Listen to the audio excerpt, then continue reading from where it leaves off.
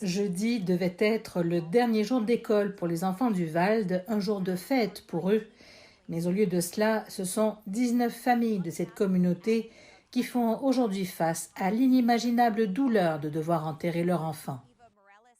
Deux autres familles enterreront leur mère, les enseignantes Eva Mireles et Irma Garcia, qui, selon les informations obtenues jusqu'à présent, ont utilisé leur corps comme bouclier pour protéger leurs élèves après qu'un homme armé s'est barricadé dans leur classe de 4e année.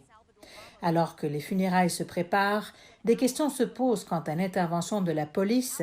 Les responsables ont déclaré que le tireur, Salvador Ramos, 18 ans, était à l'intérieur de l'école pendant 1 heure avant que les forces de l'ordre ne l'abattent. À l'extérieur du bâtiment, des spectateurs affolés, y compris des parents, auraient crié aux agents de sécurité pour qu'ils prennent d'assaut le bâtiment. Un père qui a perdu sa fille dans la fusillade a déclaré qu'il voulait courir à l'intérieur avec d'autres personnes parce que la police ne faisait rien. Selon les forces de l'ordre, les dizaines d'officiers qui ont répondu à la fusillade n'ont pas hésité et ont pris en charge la situation le plus rapidement possible. Rapprocher ces témoignages contradictoires sera un enjeu clé de l'enquête en cours.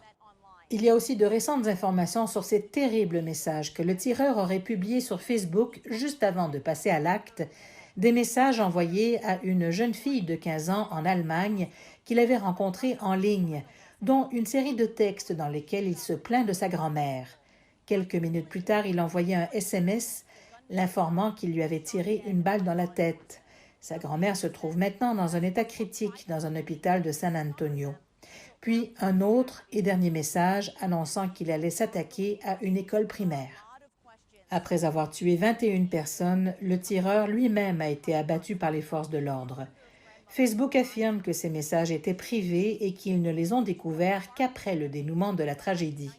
L'enquête est en cours et il reste encore beaucoup de questions auxquelles il faudra répondre dans les semaines et les mois à venir. Mais si la grand-mère du tireur survit à ses blessures, elle sera un témoin clé de ce qui a déclenché ce carnage qui a fait 21 morts, dont d'innocents enfants et leurs 2 enseignantes.